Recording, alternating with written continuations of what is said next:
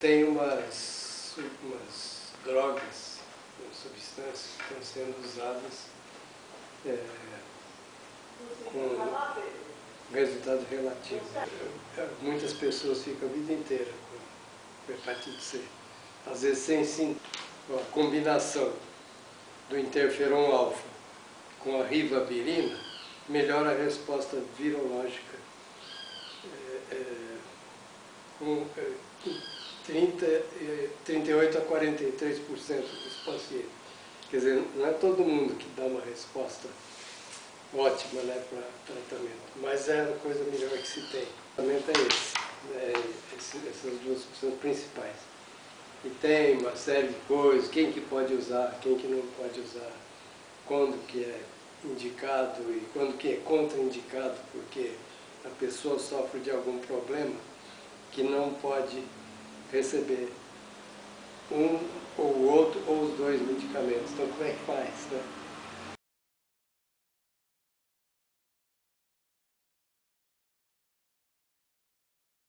Então, muitos têm efeitos colaterais.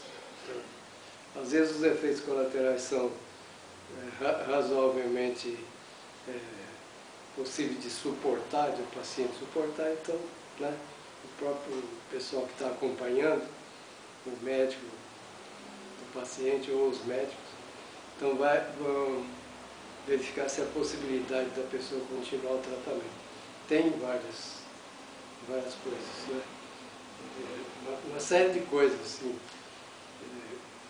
mais simples, porque vamos dizer, queda de cabelo, coisas toleráveis, né?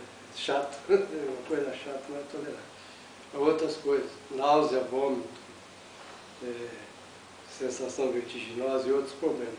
Então, dos efeitos colaterais assim, mais problemáticos são a queda do número de glóbulos vermelhos, anemia, né? Ou queda do número de glóbulos brancos, leucopenia. Então, às vezes, quando é muito intensa, você não pode prosseguir o tratamento se a pessoa vai ter uma anemia grande ou uma queda de glóbulos brancos. Interfere isso também na imunidade, né? Então a pessoa, conforme ela vai começar a ficar mais debilitada, então às vezes o médico precisa julgar aí a possibilidade de manter o tratamento ou suspender, né? Porque mudar, eu ia dizer, para mudar é meio complicado.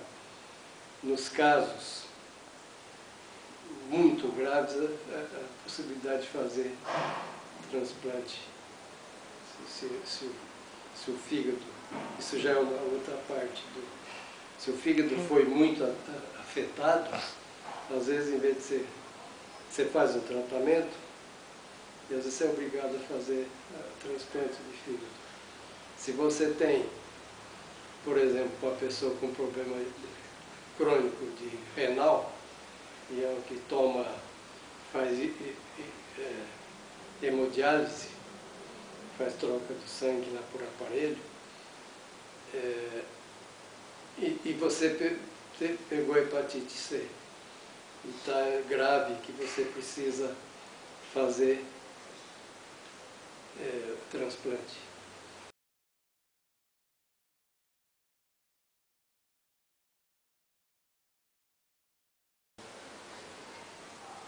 Bom, o risco principal é ter cirrose hepática, que é destruir o fígado, né?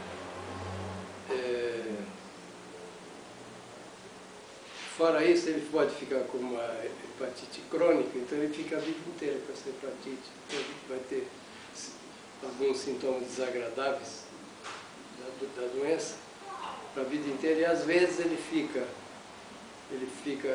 com problema crônico sem muito sintoma. Aí ele aguenta viver e tal, mas vive menos. Então, você perguntou o que não é tratado direito, então ele pode morrer, né? Uma parte morre, porque pega cirrose hepática vamos dizer, destruição do fígado, é um modo de falar mais simples, né? Aí ele pode ir para o transplante, pode morrer do transplante, e pode ter o transplante e pegar a hepatite de novo algum tempo depois. Pega os vírus facilmente invadem o organismo, então ele morre também pelo... Então é melhor tratar, porque há uma possibilidade de cura de uma porcentagem, vamos dizer, 50% que com cura e 50% que fica meio portador assim a vida inteira, mas sem sintoma.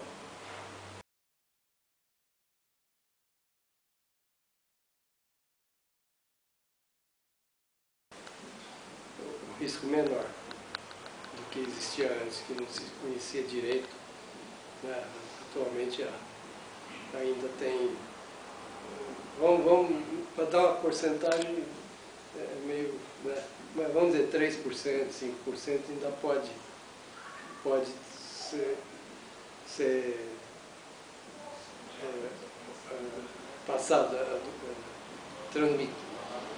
Pode ser esse o risco de transmissão pela transfusão, se bem que se tem muitos cuidados, os laboratórios têm muito cuidado na colheita do sangue do doador, e examina o sangue do doador e tal.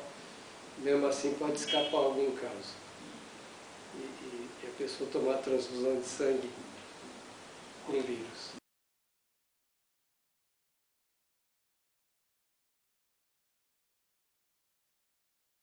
Material mal esterilizado das injeções, uso de drogas, porque geralmente as pessoas que usam drogas se cuidam muito mal, né? E não ligam muito para esterilizar material de injeção, né? Então, como um já tem, outro já tem, os amigos lá que usam droga, aí um tem AIDS, o outro tem hepatite B, outro tem hepatite A, outro tem hepatite C, o outro tem isso e aquilo. Então, às vezes a transmissão se faz facilmente pelas seringas e agulhas, né? Aí então entraria a transfusão de sangue, as injeções de pacientes, todo o material. Então, quem faz tatuagem tem risco de pegar hepatite C. Quem usa piercing tem risco de pegar hepatite C. Por quê? Porque o pessoal, por causa desse mesmo problema de seringa, agulha, material, né? Que eu às vezes comento com a turma, ó, salão de beleza, se eles não tiverem um sistema de esterilização especial, não vai lá. Não vai porque você tem risco de pegar hepatite C. Né? Por exemplo, às vezes não tem pessoas particulares que fazem unha, né? Então, se eles tiver conhecimento de que é importante esterilizar material e souber fazer, então pode trabalhar sossegado. Se não souber, não tiver conhecimento dessas coisas, pode cair fora porque se pega mesmo. O que mais que pode? Seria fatores de relação de menor risco, mas com risco, né? O piercing e a tatuagem. Mas está muito difundido o uso de tatuagem e piercing. Então, juntando mais os que usam droga, que usam seringa e não se cuidam, a hepatite C está avançando, está aumentando no mundo, né? Até mais ou menos 2040 pode ser que não dê para segurar. Nós estamos em 2011, né? Então, se nós, os mais velhos e os jovens, não tomarmos conhecimento e providência no sentido de não difundir a doença, de não pegar a doença, então aí ninguém segura. Aí fica Aí é o caos total, porque nós já temos muito problema no mundo agora, né, com situações políticas aí, tudo conturbado, né, todo mundo meio desonesto, meio corrupto, né? Então fica difícil sustentar o sistema assim,